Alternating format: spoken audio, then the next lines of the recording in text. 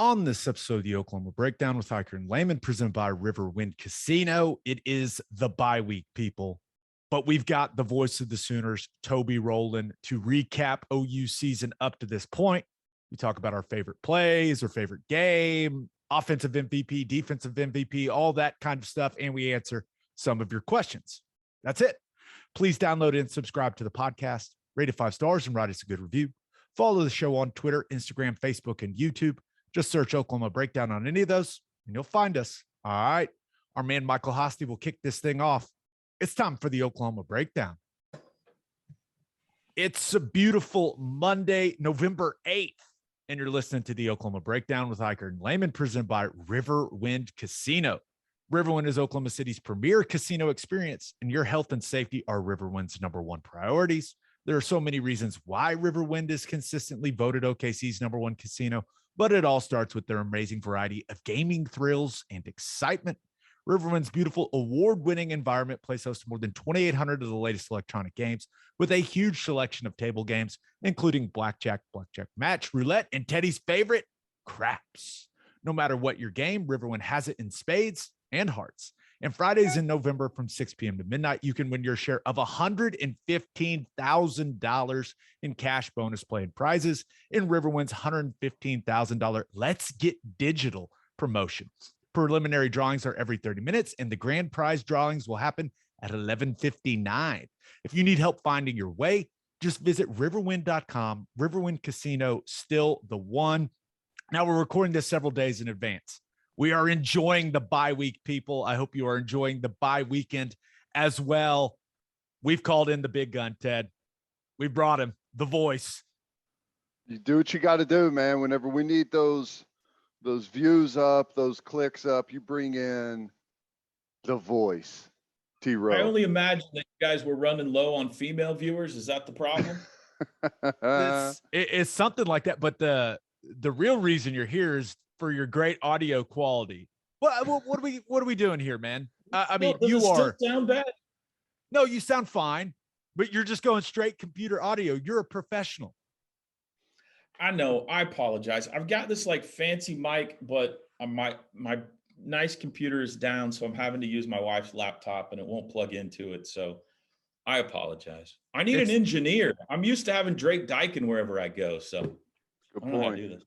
Good point. That is a good point. So basically the plan here, boys, and you never know with us three, things tend to we'll veer, I assume, but basically just recapping the season up to this point. You know, what we've seen, what we've liked, what we've disliked.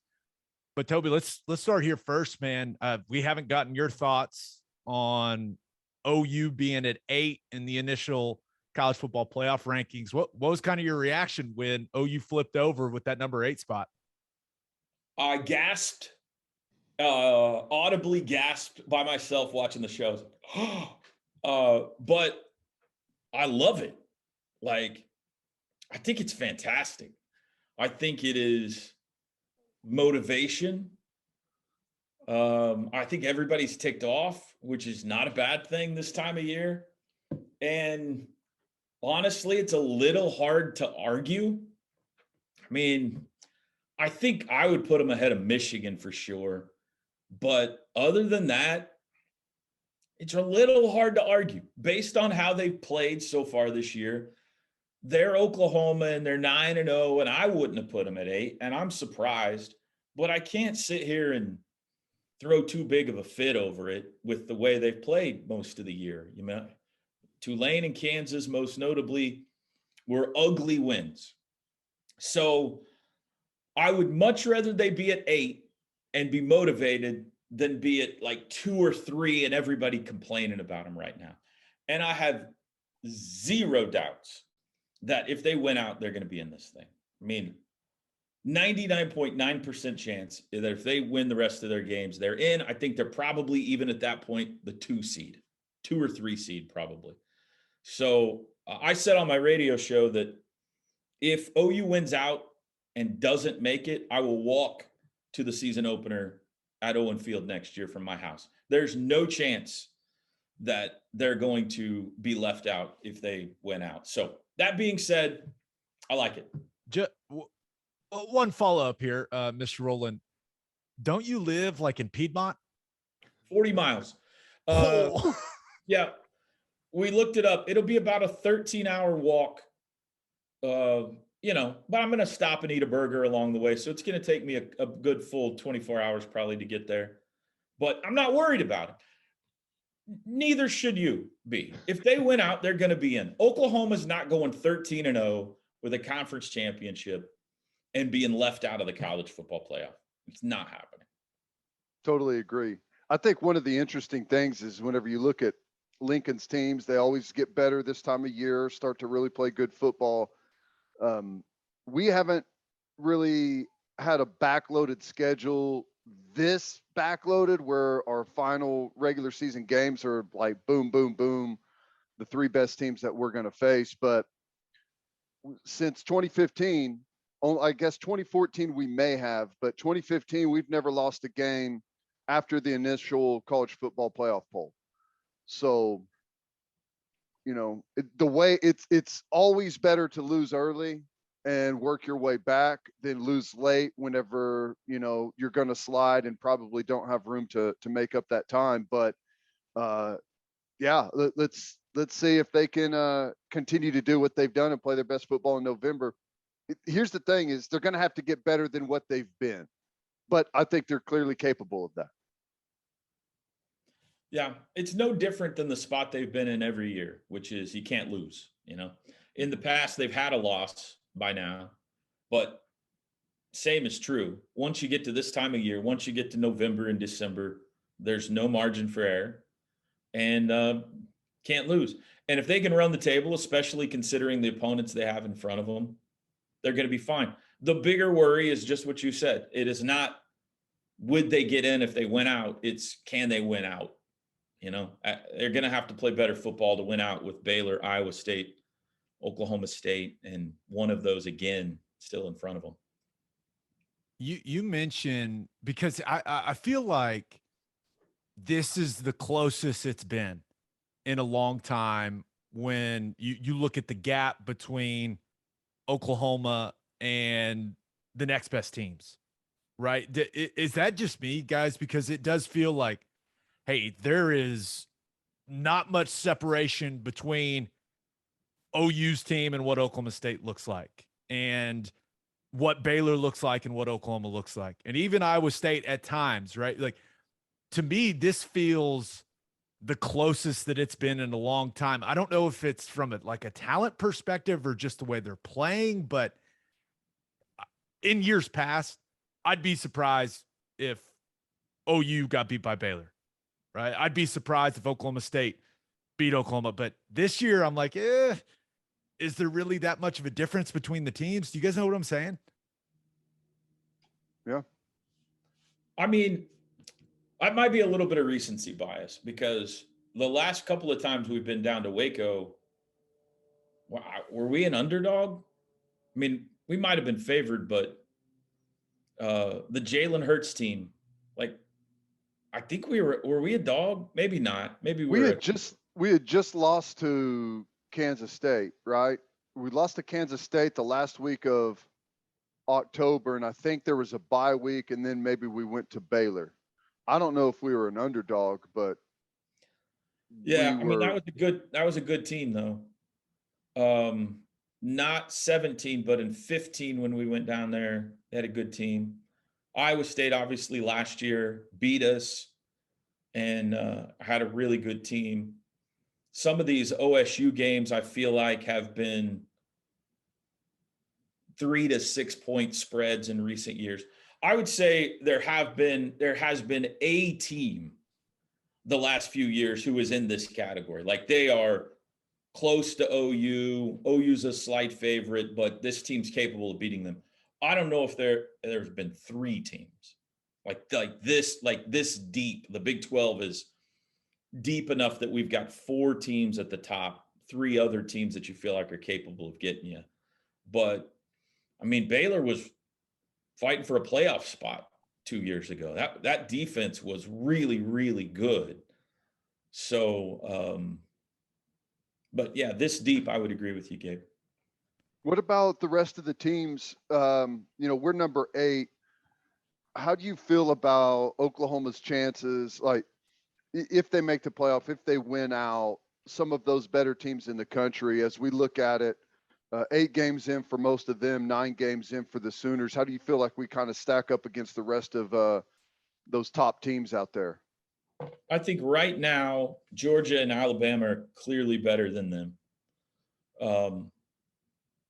I think Ohio State, Cincinnati, Oregon, all those other teams would be good games.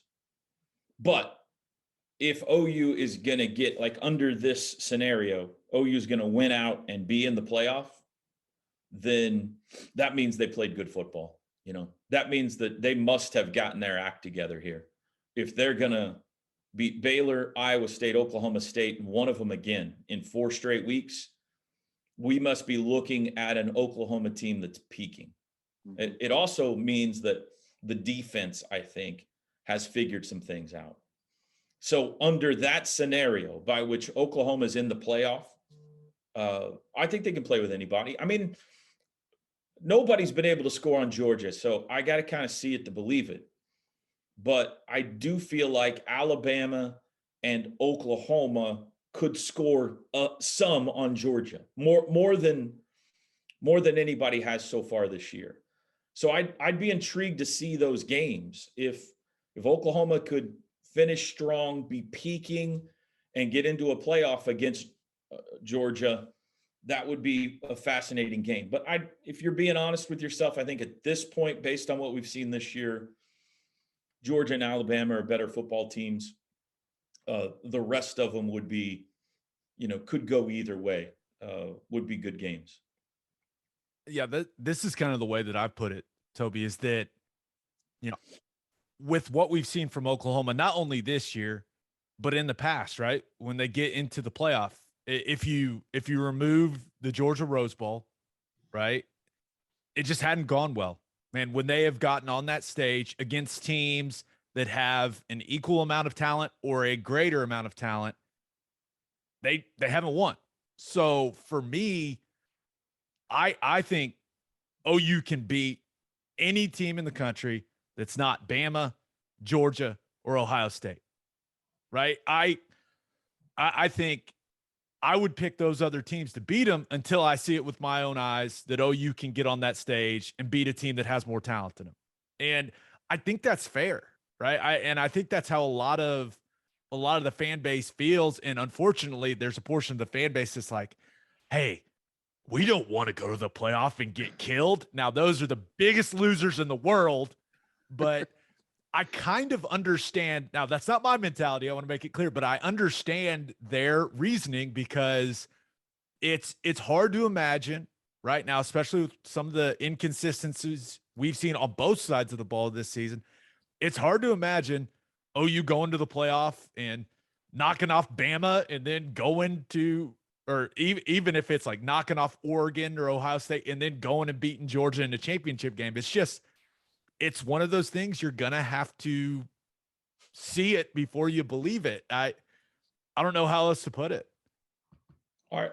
I agree, but it feels like this year has been so weird that, I mean, here's me being pie in the sky optimistic. It feels like that if there was ever going to be a year where things were just going to fall into place for them and it was a kind of a team of destiny, like maybe this is the year, I mean, it's the zaniest year that I can remember. If I told you in the preseason, Oklahoma's going to be 9-0 and they will have benched Spencer Rattler, you would have said, that's crazy. If I told you they were going to be 9-0, but they were going to be number 8 in the first college football playoff rankings, you would have said that's mathematically impossible. There's no way that would happen. Or the litany of everything else that's happened to this team. So, yeah, as things stand right now, it's hard to imagine them beating those teams if they get to a college football playoff. But the beauty is we've got 2 months until they would play that game. And who knows who gets hurt? Who knows who gets hot? Who knows who makes a big mistake at the wrong time? Alabama's still got a freshman quarterback who's never been on this stage. Ohio State's got a freshman quarterback who's never been on the stage. Oklahoma is going to have a freshman quarterback who's never been on this stage. I don't know who Georgia's going to ride with, but it's going to be somebody who hasn't played on this stage before. So things could happen, but, you know, it'd be better to be in it than not be in it. And maybe this is a team of destiny. I agree. It's been crazy. This season has been, from the opening game against Tulane, it's just been full of drama, and it's actually been a lot of fun to play in a lot of those close games. I know people want or claim they want blowouts every single week, but it's a lot of fun to be there and watch the drama. Do you have a game so far that's been your favorite to call or to be a part of or to watch unfold? Before you answer that, Toby, let's take a quick break. The only place to stop when you're road tripping is Love's Travel Stops. And Love's has over 560 locations in 41 states, offering 24-hour access to clean and safe places. And all you have to do to win a $25 game day gift card from Love's is tweet a picture of you going to a Love's, headed to the OU game this weekend, and tag us and tag Love's Twitter. That's it. And you'll be entered to win it. Love's has everything you need when it comes to road tripping. Fuel, fresh food, drinks, and my favorite, Java Amore. That coffee is fantastic. Love's also has you covered if you forget your phone charger or headphones. They've expanded their mobile to-go zone so you can grab any of that stuff there. Make sure you download the Love's Connect app for exclusive offers from today's most popular brands. The Love's Connect app also includes a route planner and store locator. When you see that red neon heart on the highway, stop in and say hi at Love's Travel Stops. For a full list of what Love's has to offer, visit loves.com. And make sure you bank at First Fidelity Bank. First Fidelity Bank is a full-service financial institution based in Oklahoma with tailored solutions for your personal and business needs. Checking accounts, saving accounts, home loans, and much more. They do it all. Whether it's online banking from your computer or mobile banking from your phone, everything is stress-free with FFB. Making mobile deposits, paying bills online, and moving money to different accounts could not be easier. First Fidelity Bank also provides free ATMs worldwide, making banking convenient wherever you are. They also give back to the community. FFB donates a total of more than $500,000 to local charities and educational foundations. Make your life easier and go bank at First Fidelity Bank. Visit ffb.com for more information. I think that if you're going to pick a favorite game, I think you got to pick Texas. I think it was certainly in the running to be the greatest OU Texas game we've ever seen. The degree of the comeback, the way that it unfolded, the emergence of Caleb Williams, all of the dramatic moments that took place. That's one of my favorite games that we've ever had the opportunity to call or be a part of. It felt like it took 7 hours. I feel like we had 20, you remember we were in the post-game show, Ted, and we'd been going for like 2 hours, and there were huge plays we had forgotten to even bring up because there were so many in that game. So I think my favorite game, one of my favorite games that we've ever been involved in, is this year's Texas game. That being said, the Nebraska day was special. That was a special day. The whole week was special. And the game was closer than a lot of people were comfortable with, but it was a fun football game, a dramatic football game into the fourth quarter. But just everything that went into that was neat to be involved with. You know, the banquet the night before, welcoming back all the legends, the pomp and circumstance.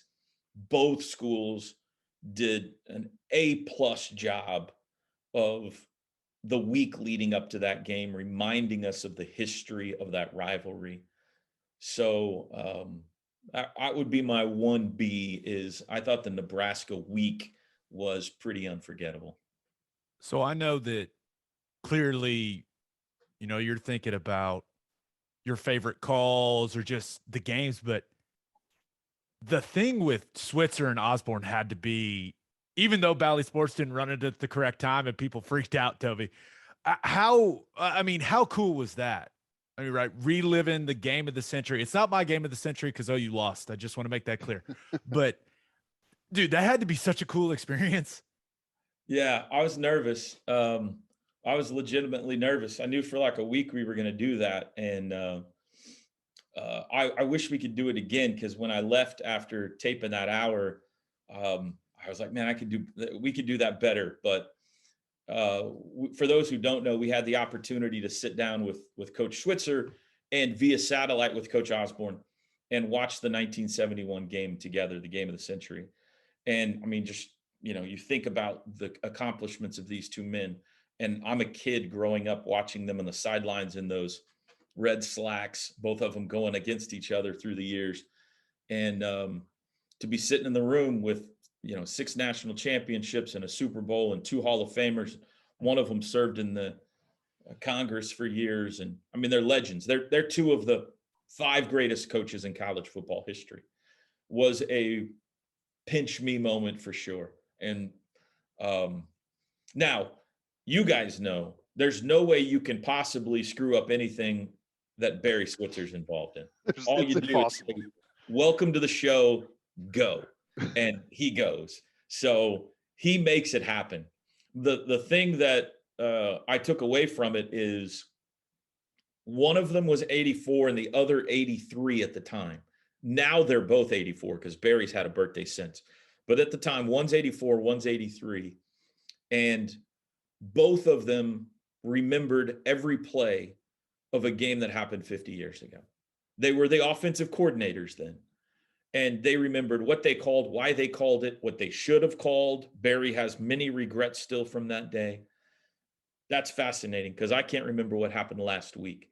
So we make a lot of Lincoln Riley's memory, and rightfully so. It's incredible. But I was stunned that these 2 guys in their 80s remembered every play from a game 50 years ago. But what a thrill. What a thrill.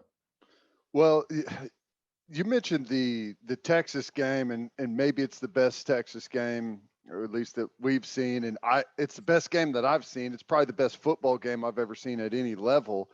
And the amount of amazing plays, highlight plays, the list just goes on and on. Games that were heavily influential in the outcome.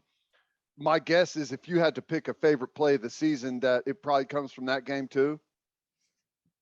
I think the play of the year is Kennedy Brooks running it in at the end of the Texas game. It was shocking because we thought they were just setting up for a field goal. And just the realization that in 7 seconds time, that's it. We've just witnessed the greatest game we've seen, the greatest OU Texas game. What a finish. There was a thought there in the middle of that run. He better get down or he better get out of bounds or the clock's going to run out. So I think that's the play of the year. But there are other candidates. Caleb Williams' 4th down run in that game, his first ever appearance in OU Texas, is amazing. The one-handed interception by DJ Graham. One for the 8. It feels like forever ago that play happened. Remember, he was selling T-shirts. Oh my gosh. Marvin Mims's catch. Marvin's selling T-shirts too. That's how good that catch was against Texas. So there are other candidates, but I think for the moment that it was, that the Kennedy Brooks run is the play of the season. What do you think? I personally, yes, but the moment of the year for me, just being on the sideline, right? You guys know I'm all about the vibes, the energy down there. When Caleb Kelly stripped the ball, and then the next play, they direct snap to Kennedy, and he goes, and OU takes the lead. Like I felt like I was on drugs. Like it was an unbelievable sense of euphoria. And I'm down there and all the kids are throwing water in the air and I'm like soaking wet from it, but I'm like in a mosh pit of players. I'm like, wait, how did I end up here? But it was that like high of that game. And also, we go to commercial break there during the broadcast and I click on, I'm like, guys, they may win this game by like 3 touchdowns. I mean, that was, for me, that was the highest high of the season, is when they took the lead in that game. And also just a beautifully executed. You talk about a game plan run. I mean, they hadn't shown that. They executed it perfectly early in the game. They executed well again. They end up executing it again to win the game. So there's a lot of things going into that play where I'm just like, oh, yes, that's the stuff. You've got Drake Stoops' lead block on that play. So I just that and I know it's a personal thing, but the feeling I had after that play, I'm not sure I've felt that as, being part of the broadcast. That was awesome. Well, here's the funny thing though. All right, all of those plays are amazing, but the play of the year may be the fourth down at Kansas. Now, it didn't feel the same on the sideline and in the stadium and in the booth. I felt like I was on radio. different drugs for that one, Ted. Right. But like, if he doesn't make that play, I firmly believe that Kansas wins that football game. I think they do. They'll have the ball, the 45-yard line going in. They just went right down the field on us. Like, the feeling on that sideline would have just like totally collapsed.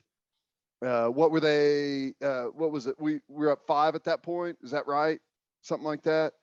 It was a one-score game. Yeah. Yeah, it was a one-score game, and they would have gone ahead if they scored a touchdown. It wouldn't have been a tying. So, I think that play where he pulls the ball from Kennedy, even though it was like, wait a second, what just happened right there? It kind of unfolded oddly, but that's the season saver right there. If you lose to Kansas, it doesn't matter. There's no playoff. That's the difference between like doing something really like a roller coaster, really exciting. Like the Texas game was euphoria. The Kansas game was that feeling. The fourth down was that feeling of landing safely after a really turbulent air flight. Like, oh, thank God we're still alive. That feeling that washes over you. It's a great feeling, but it's more relief than jubilation. That may have been solely landing the plane in the harbor there in New York City is what that was. Yeah. Yeah. It's like kind of had a feeling, walking through a dark alley in a city you don't know at like 2:30 in the morning, and you arrive on the other side and you're like, oh, okay, we're good. Okay. Now we've hit on a lot of the positive stuff. I want to talk about our lowest moment of the season. But first, a quick break. Do you own a business? If you do, you need Insurica in your life. Insurica is one of the country's largest insurance brokers with 30 offices throughout Oklahoma, Texas, and the Southwest. Insurica is able to customize programs by accessing the latest information from many insurance carriers. They compare and contrast coverage offerings and pricing in order to design a cost-effective, comprehensive program to meet your business's specific needs. Insurica's clients become best-in-class businesses by working with Insurica's team of advisors to manage risk. Purchasing insurance is only one way to protect your business. Best-in-class businesses win by avoiding a loss in the first place. If your business partners with Insurica, you'll save huge amounts of money and take back control of your total cost of risk. I'm an Insurica client, and you should be too. If your business wants to be best in class, connect with Insurica at insurica.com. That's INSURICA.com.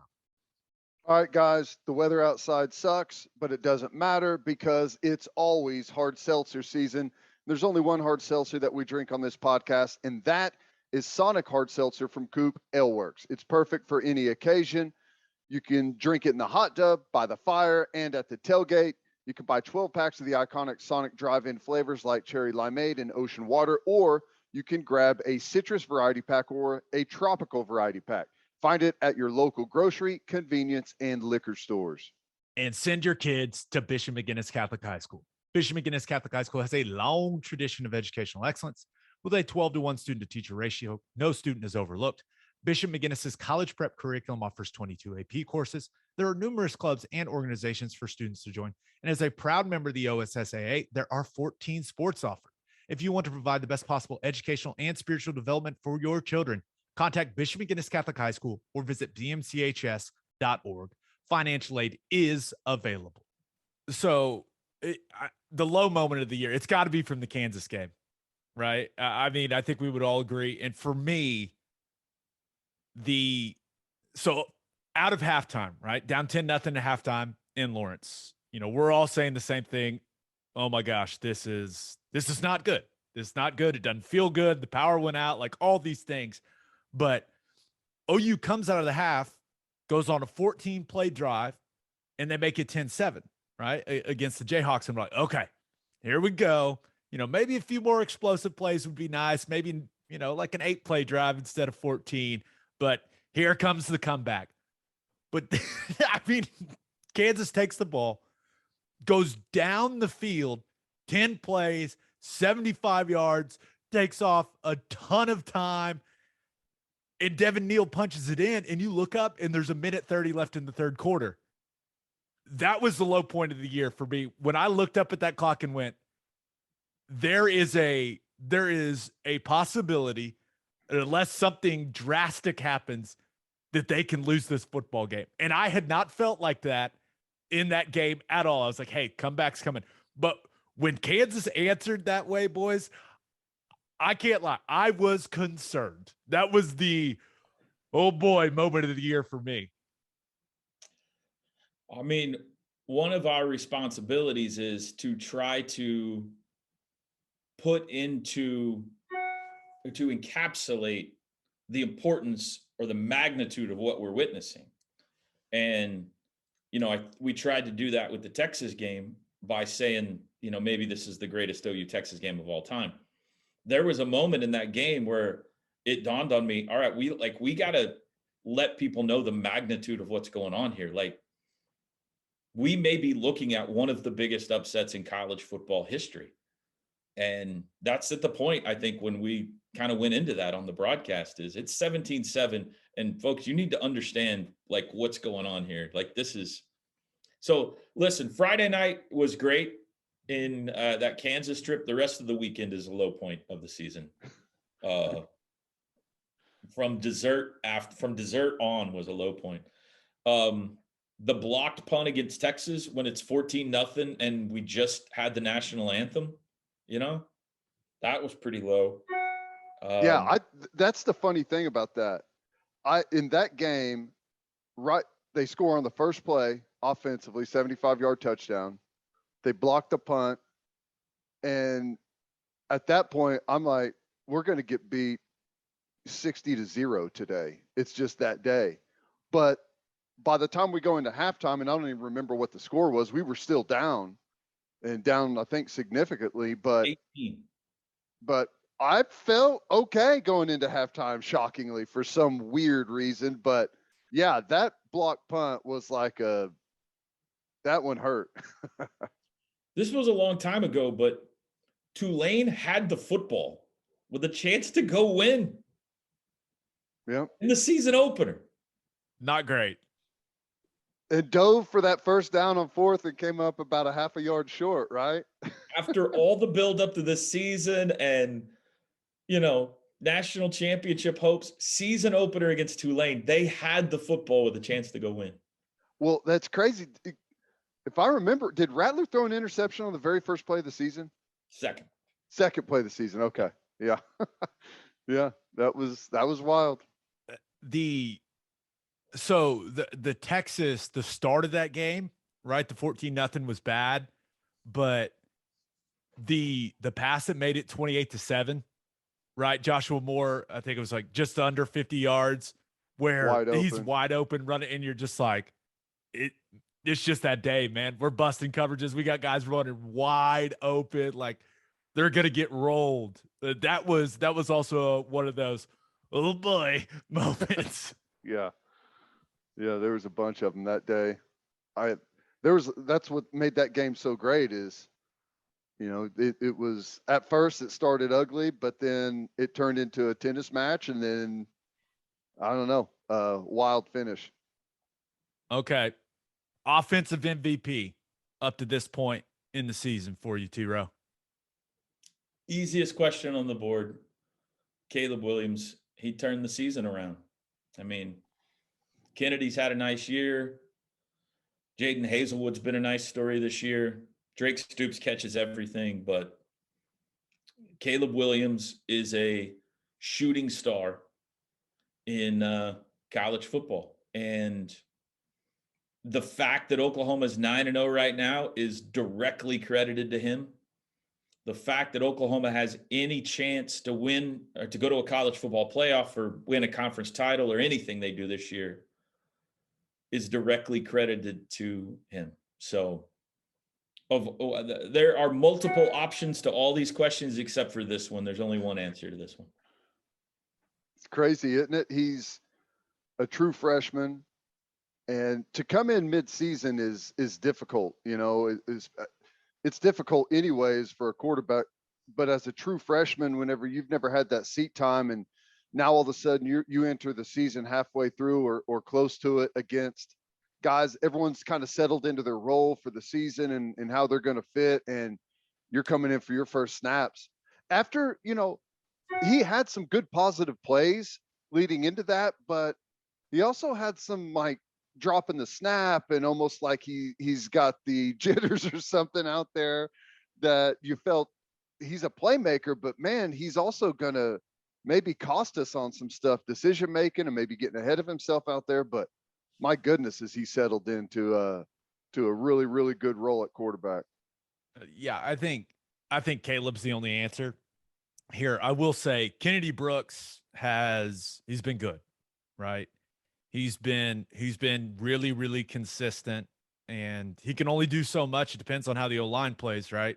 I'll be the first one to tell you that. But, after taking the year off, he looks a little faster. He looks a little stronger. He looks a little leaner. I think he's a better back. So I've been impressed with him, but I'm with you. And all of a sudden you look at the Heisman odds and Caleb Williams at some sports betting places, he's like third in the Heisman odds. And when you look at what OU's got in November, if he plays well and if they continue to win all these games, he's going to be a finalist.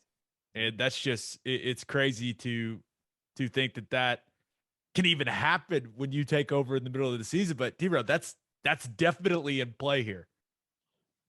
It's unbelievable. It's not that long ago that it was impossible for a freshman to win the Heisman. It just wasn't done. We just don't do that. There probably are still some voters out there who refuse to give it to a freshman, much less a kid who didn't play until, really play until game 6. Is that right? 5, 6 with the Texas game. So I would have never said at the beginning of the year a guy could not play half of the regular season and win the Heisman Trophy. I still don't know that it can be done. I think there will be voters who will hold that against him, no matter how good he looks the rest of the way. But he is undeniably in this thing and definitely could get himself a trip to New York City and maybe win it. I mean, if he looks good enough and, Alabama's quarterback falters down the stretch, there's really Michigan State's running back has emerged, but there's not a obvious front runner out there this year. So he's got a shot. It's unbelievable. Other side of the ball is a little more difficult. They started off the season playing pretty well, not against Tulane, but after that, the complaint was, God, you gave up 13 points, but that opening drive for a touchdown was really long and bad. That was like the complaint to start off. And then we started giving up yards and points. We've got a couple of guys with a lot of production on the defensive line. Maybe you say the MVP because of what we witnessed in his absence, Turner Yell at safety. It's a little more difficult on the defensive side. You're the expert here. I would say there's 4 candidates, IT, Benito, maybe Key Lawrence, because the last couple of games he's made a big difference, and it looks like maybe going forward he could be a key for them, but I don't think he could win it yet. My vote would be for Delarian Turner-Yell for exactly what you said. I mean, if we're talking valuable, when he was in there at the beginning of the year, the defense looked good. The defense was the better side of the football for Oklahoma. When he left, things went south. When he came back, they looked good again. So you're better than I am, or we are, at explaining why and how that works and what he does well and why he's such an important missing piece. But it looks pretty undeniable to me that he is an extremely valuable piece to this football team, much less the defense. Okay.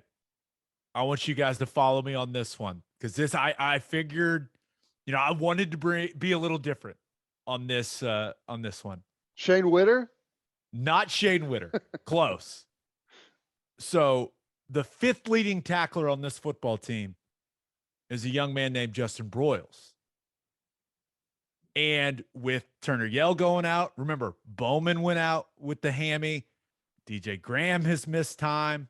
Like they've had all kinds of guys in the back end miss snaps. And every time they take Justin Broyles and they plug him in that spot. And I'm not saying he's been the best player for him. He hasn't. But just from the sense I get, like, I think he's one of the leaders on the team, right? I think he brings an edge, a little bit of an attitude, obviously experience, and he's been through the fire, right? And he's kind of come out the other side better. And I just think there's a lot of value in the versatility he's brought to the defense. And I think he's kind of saved their ass in a couple spots. You just playing ticked a lot well. of people off, by the way. Yeah, but it's true. It's true. He's for whatever reason, there's guys that become a lightning rod, and once they're viewed a certain way by a fan base, it's hard to ever shake that for whatever reason. But he, as this team hopefully gets healthy and you move on down the road, he might be someone that gets fewer and fewer snaps and is talked about less and less. But whenever you actually, depending on what happens the rest of this season, you go back and you take a deep dive on this year, he's one of those guys that were absolutely key in getting them through a couple of low points, because if he wasn't as versatile of a player as he was and be able to be depended on to play several different spots, they don't make it through some of those games, So yeah, I would, if I had to go with it, I would say Turner Yell, but I think that's a good point right there. And I would almost say the same thing about Isaiah Thomas on the defensive line. Yeah, having to move around a little bit. It's been a bummer that he had to kick back into the interior. I mean, listen, and he's still very productive, but I think we all can agree that he's a more effective player at defensive end, just, with his size and his skill set. But, once again, ultimate team guy, that just the Broyles thing, like, there's value in a guy that just brings it every day, right? On the practice field, just kind of is a culture guy. And I think Broyles is that guy. And, I was talking to a couple guys on the staff about it, and one of them put it, I think he put it best when it comes to Justin Broyles. He was like, dude, we keep trying to replace him, and he just refuses to be replaced. I admire that. I've been from I don't think any player on the team, when it comes to expectations to performance, I think he's probably number one on the list for me. I didn't expect anything from the guy this year at all. And he's done some good things. He was my answer to most surprising, which I think we're going to get to here in a second, for all the reasons you just said. And this is a soapbox for me, but we as a fan base or media or whoever, the collective it drives me crazy in college football when we decide after 2 years or after 1 year, or in some cases after just a handful of games, how good a guy is. And that's it. That's how good they can never be better than that. We've decided this is how good you are, or you're no good, or whatever.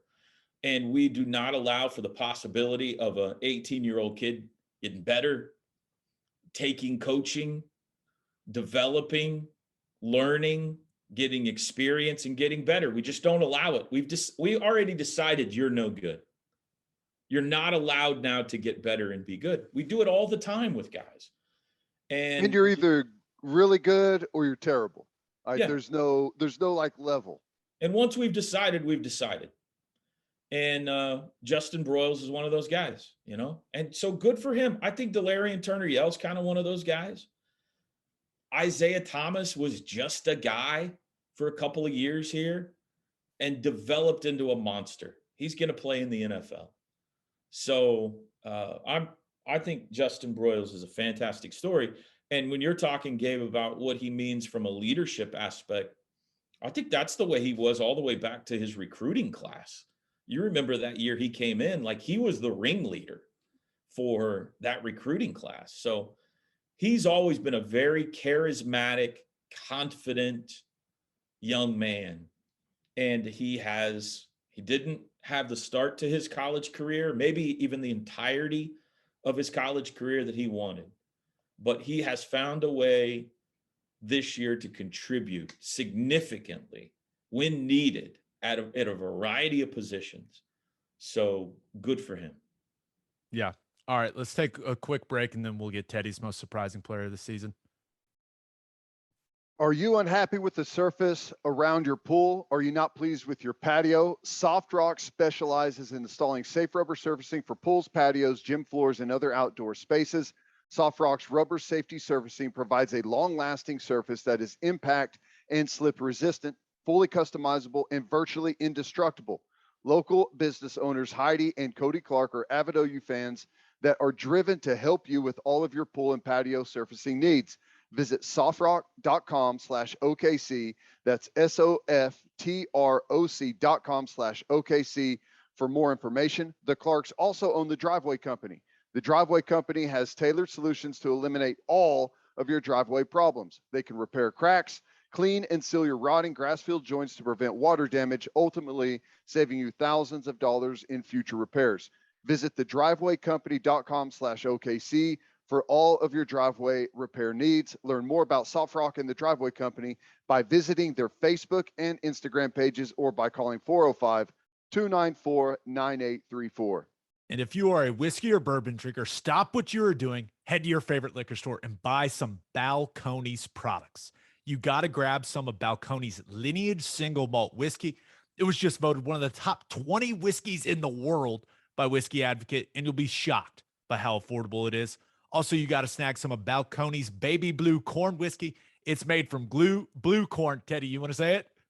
That's the fancy corn. Yeah, baby. And that's why it has won more than 25 awards. Last but certainly not least, you got to buy some of the Balcones Pot Still Bourbon. Its big flavors make it the perfect bourbon to drink year-round. In 2012, Balcones Single Malt won the Best in Glass competition, beating brands like Johnnie Walker and Macallan. It became the first American distillery ever to win the competition. This stuff is the real deal, people. If you love great whiskey and great bourbon at a great price, then Balcones products are the only way to go. The whiskey may be made in Texas, but the owners are from Oklahoma. To find a liquor store that has it, visit balconesdistilling.com. All right, Ted, who do you got? Biggest surprise for me, I think, I would go with Key Lawrence. And it's not that I'm shocked at how athletic he is or, how aggressive he plays, but I would have never, and I know he's got a history of it, I would never have expected him to step in one game and look like he's absolutely by some margin the best corner that we've got on the team, and maybe one of the best corners that we've seen. And I'm probably getting way ahead of myself after just one performance, but that is a totally different position. If you play wide receiver, you're a slot, and they move you to the outside, it's like, okay, there's a difference there, but you're still running routes and you're still catching the football. Like corner and safety from where he was playing is a totally different world. They're both in the secondary, but almost nothing that they do it has carryover. The skill set, the techniques involved, all of that stuff. He's in a different room. He's coached by a different guy. He's now in Roy Manning's room instead of with Grinch. So it's to be able to do that and have that type of position versatility was a big shock to me. And it came at a time when we absolutely had to have it. okay, this is, and I don't think, I'm not trying to be negative here, right? I think maybe on a positive note, Kennedy Brooks has been surprising to me because we had heard so much about Eric Gray, right, heading into the season. So the fact that Kennedy has been the guy at running back, like that's been a little surprising, but he's been good. The most surprising thing to me, and I know he's coming off the scary injury from last year, but just the lack of production from Stogner, right? Remember, you go back to last season before he got hurt, and he was like the go-to guy, right? I mean, and it just, for whatever reason, and I still don't think he's all the way back physically, but he just hasn't been a factor really. And, early in his career when we saw him, we are like, this kid, he's going to own the middle of the field. Like he's the next Mark Andrews type player. And it just hasn't worked out that way so far this season, Ted. Well, I think that he's probably back physically, but I don't know that he's back mentally. My guess is every time a ball's thrown to him, he almost died whenever someone went low on him and took his legs out. That still has to be a fact. That still has to weigh on you mentally. Like a lot of times you're back healthy, but you still think about your injury as you're playing, as you're making cuts and getting tackled or going in for a tackle. It's still on your brain. And until that's completely eliminated, you never really fully return to form. And I think he's struggling through some of that right now, and rightfully so. I mean, I would totally understand that, you took a shot, which it was a bad shot, but one that is fairly normal and almost cost your life, almost cost your leg, your back, and that's got to be hard to put out of your mind. Yeah. No, I'm with you. Way All to right, be a we've got downer, some. Jeez. What's wrong, Toby? Are you okay? I said, way to be a downer. Yeah, we were kind of, let's move on to the we've got some questions from the listeners. This first one comes from Bryson Blade. First of all, what a name. Bryson Blade on Twitter. He said, "Can you ask Toby what a guy needs to do to get one of his famous spotter boards and or an autographed copy of his book?" See, I got this question, T-Row, and I was like, perfect time to plug Unhitch the Wagon, which, by the way, Cam Ikard loves it. Read it to him all the time, buddy. Nice. Hit me up on Twitter. I'll tell you how you can get a autographed copy or signed copy of the book. That's no problem at all. The spotter boards are a little more random. I don't really have a method to those. So good luck. We just kind of like to give those to, there's a lot of charity auctions and stuff. We like to give those to those whenever they pop up. Every once in a while, a fan will pop in on Twitter or Instagram or whatever at just the right time, and I'll send one their way. But there's really no method to the madness because it kind of got out of control on us a little bit. So, yeah, just keep trying. Just keep trying. You had to allocate the spotter boards out to like the 2025 season by so many people started asking for them.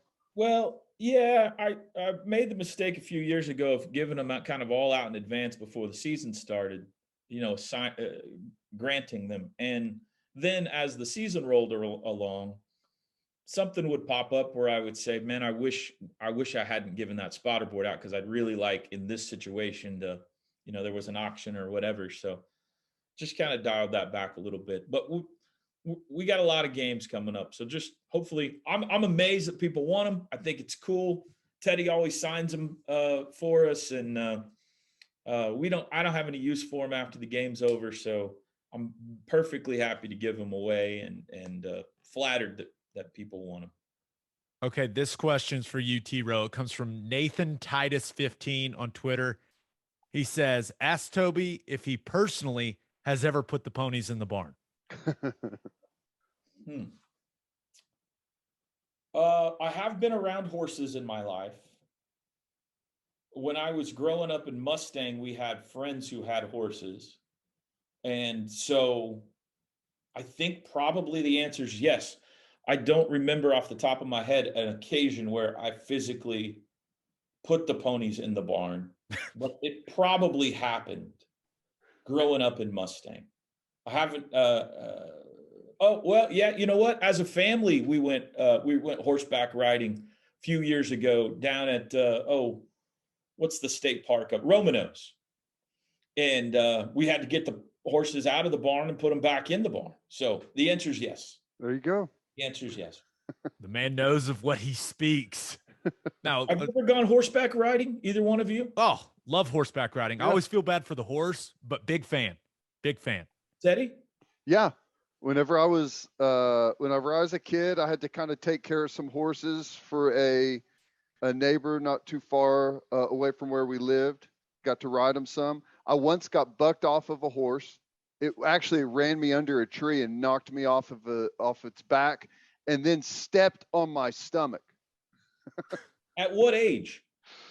Probably 11 Okay. or 12. So the It's abs pretty of steel were scary. in. So you're good. Current day Teddy would have not, that a poor horse that would have been the last thing that horse ever did. You've got like sprawling acreages out there now, Ted. You don't have horses out there now? I don't have sprawling acreages, and I don't want to. I'm busy enough. Horses require a whole lot of work and a whole lot of attention. It's true. A lot of maintenance involved. Okay, this You know what one I comes want? from Zaximus on Twitter. He says, this is for Teddy.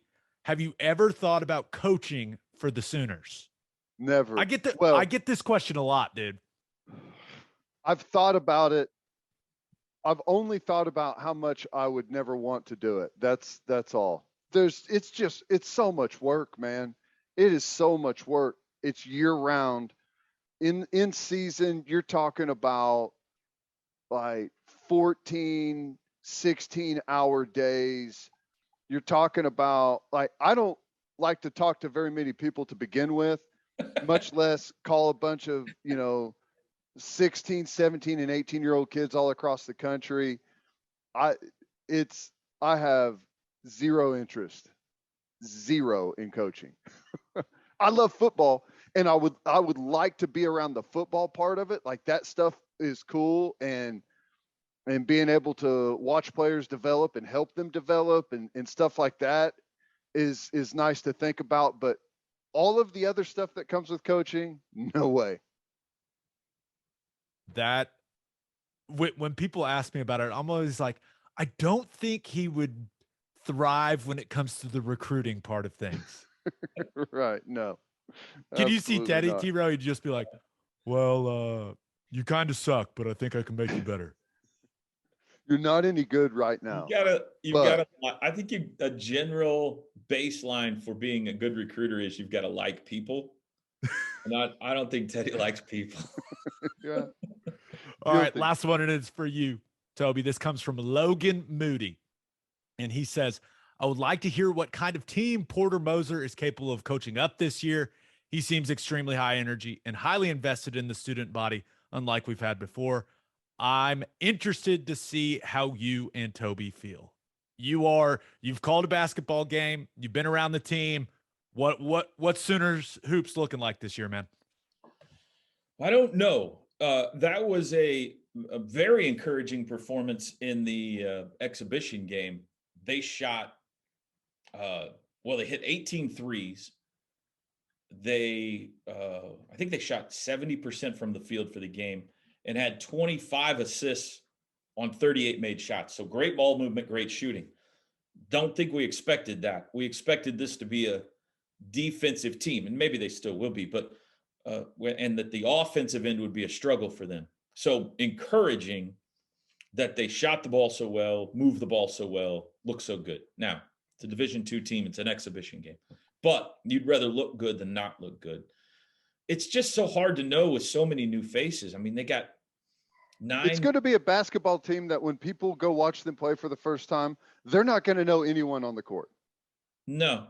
You might remember Elijah Harkless and Mo Gibson, but everybody else is new. I think they have exciting pieces. you guys are going to love the Groves brothers. Tanner is the one that put 35 on Kansas in the NCAA tournament, wears the headband, looks like he should be playing at a YMCA league. He looks straight out of the movie Semi-Pro. It's awesome. Yeah, but he can play. His brother, Jacob, his little brother, is like a Brady Manick type. He's 6'9", lanky three-point shooter. Not going to post you up, wants to shoot threes. And he went 6 for 6 from 3 the other night. So he could shoot. Both those guys are great additions.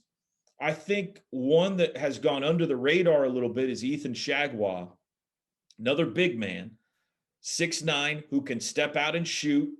He's made, I think it was 120 career threes. So he can shoot. But he's got in the paint game too. He'll rebound, block shots. You could throw it to him in the post. Super senior who has started a ton of games for SMU, and SMU has been a good program. So he's a good player. And other, the Goldwire, that's the one for Jordan Goldwire, the Duke transfer, point guard, who's a tenacious defender. He was number 2 in the ACC in steals last year, led the ACC in assist to turnover ratio, smart, solid basketball player. Not going to score a ton, but can give you 10 points a game, maybe 8-10 points a game, but will defend you like crazy. And when you put Goldwire, Harkless, and Gibson together, that's a perimeter defense that will be formidable this year. So I don't know. I'm excited about their pieces. I think that they're all fired up because of the energy of Porter Moser. It's a turning of the page here. Not much is expected out of them. So I think they got a chance to have a nice little team. They were picked 7th in the Big 12. If they go to the NCAA tournament for a team that had 3 players in April, if they go to the NCAA tournament, that's an amazing accomplishment. Do you like Moser's approach? It's different. You were there quite a bit, watched a ton of practices, sat in a bunch of film sessions and stuff with Kruger. It's not that what either guy does is right or wrong. It's just totally different. Do you like his approach? Does it look like he's getting good buy-in from the players? Yeah, I would say the difference is Porter Moser coaches in practice and in games like Brent Venables. Like he is veins popping out his neck aggressive. Like he has just had 10 Red Bulls. Every time you see him, it's like he just had 10 Red Bulls. He said he doesn't drink coffee or Red Bull. It's just natural energy. But that's different than Lon Kruger. Lon's pretty easygoing, laid back. The similarity is that they both are very positive coaches. They'll get on you a little bit if you mess up, but they very much are more coaching from the positive reinforcement angle. So they've got some similarities to them. They're just personality-wise. Porter's, he wakes up and he's raring to go. You show up and he's coming at you. You're always, when you're in a conversation with Porter, you're always kind of backpedaling because he's aggressively coming at you when he's talking. And that can't help but wear off on his basketball team. That's the way they play defense, or hope to anyway. So I like him. He's been a thrill to deal with. We got to do a banquet together the other night. He has embraced OU. I think Sooner Nation has already embraced him even before he's coached a game. So I think it was a great hire for Josie. It's gonna be fun to see how the season goes. Teddy guaranteed they're going to the round of 32. Round of 32 at least. That's the minimum. I'm guaranteeing that right there. I'm not capping it at that. I'm just guaranteeing that. If he can take Loyola to the Final Four, I think he can take a patchwork OU team to the second round. I'm just saying. Right. Love it. All right, boys. This was fun. We'll have a new podcast that'll drop Thursday morning. We'll preview OU Baylor. Hope everyone out there has a great week. Toby Rowland, you're the man. No Peanut the cat. We're not going to talk about Peanut the cat on here at all. What's Peanut the cat? Bob Cunningham. Bob, I don't know. know. I don't know if Bob listens to this podcast, but his heart probably just stopped. And now we were going to have all kinds of questions. People say, hey, tell us about the cat. We can't do that. I can't do that to Bob. Come on, man. Oh, that's funny. And it's almost funnier knowing that like only a small group of people know. Yeah. But I will say this. It's ridiculous. Absolutely ridiculous. It's the surprise of the year. Yeah. All right. Until next time, we appreciate y'all for listening and do what you always do, Oklahoma. Take care of each other.